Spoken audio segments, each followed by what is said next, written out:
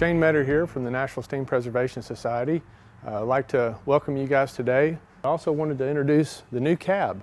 576's original cab was quite deteriorated, a lot of holes, a lot of rust. So the determination was made to make a new cab from scratch. We basically have duplicated and replicated the cab as it was originally constructed, including all the rivets. So today we're also going to demonstrate driving those rivets. We measured the old cab with minimal disassembly, and we were able to make a model of it in CAD, computer-aided drafting.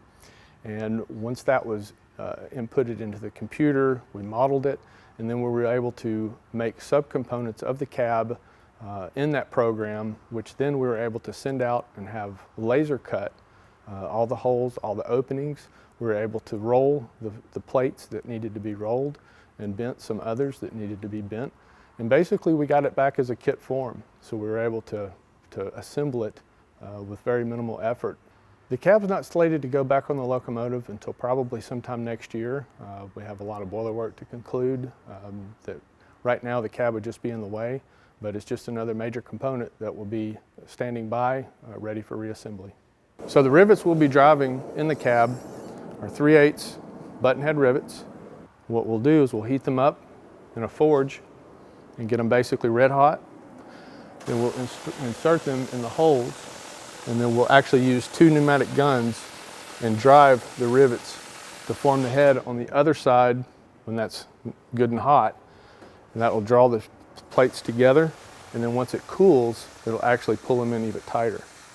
This is the forge that we're using to heat up our rivets, and it's basically has 3 propane burners, and each one of the burners throws down a flame, and when we put the rivets in there, and you can still see that it's still glowing hot from just recently completed cooking up some rivets for the cab.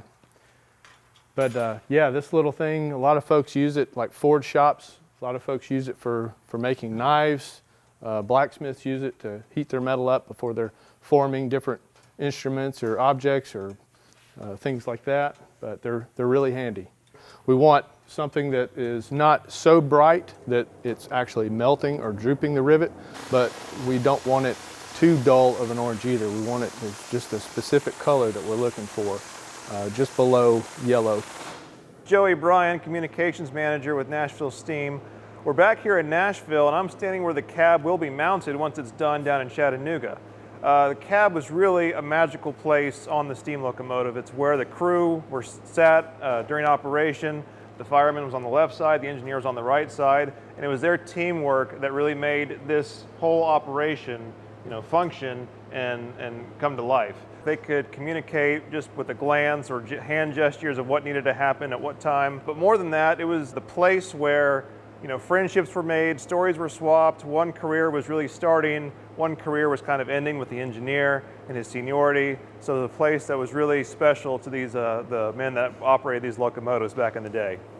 So when the locomotive was retired and installed in Centennial Park in 1953, 2 ramps were originally built on the sides of the tender so people could access the cab and finally get a first-hand vantage point of what it took to operate these old steam locomotives.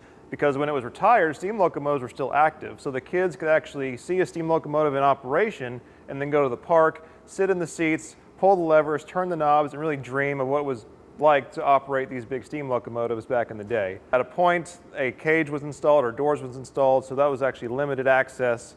But really, if you were growing up in Nashville during that time, you more than likely had a picture of yourself sitting in the seat of number 576. The cab itself was actually altered over time by the railroad. There's actually a defect coming out of the American Locomotive Company where the cab was too short. So in order to install a jump seat for a head-in brakeman, they actually had to extend the cab about a foot or so to add in a jump seat. Well, that addition is being replicated in the new cab. We know how important the cab was and still is to the people of Nashville who grew up visiting the locomotive in the park. And we certainly discussed restoring the original cab, but came to the conclusion by the time we were done restoring the cab, it was so far deteriorated, it would be an all-new cab. So by building an all-new fabrication, we can preserve the original, have it on display, and still preserve it in its intact form, that so many people knew and grew up with back when it was in the park. My name is Stephen Hook. I'm the volunteer coordinator here at Nashville Steam. Right now I'm standing on the frame right below where the cab floor is, and the cab floor comes up right about where my waist is at. The railroad had to add an extra foot to allow for a front end brakeman to sit behind the fireman. We are doing everything that we can to put it all back the way that it was when we got it. So we added and replicated that extra foot added onto the cab instead of returning it to the original condition, because that's what the railroad wanted and that's what the railroad needed. This locomotive was purpose-built for the railroad to take the curves and the hills of the Nashville, Chattanooga, and St. Louis Railway, of course, designed here in Nashville. This railroad was not an easy railroad for these locomotives, but the Nashville, Chattanooga, and St. Louis really needed the power, but also the small size of the locomotive. The railroad wanted a short wheelbase and a lot of power to move the freight and the troops between Nashville and Chattanooga. And moving through the rolling hills in the countryside starts to get pretty steep up into the south side with the hills and the tunnels. And so these locomotives were designed exactly for the terrain that they operated on.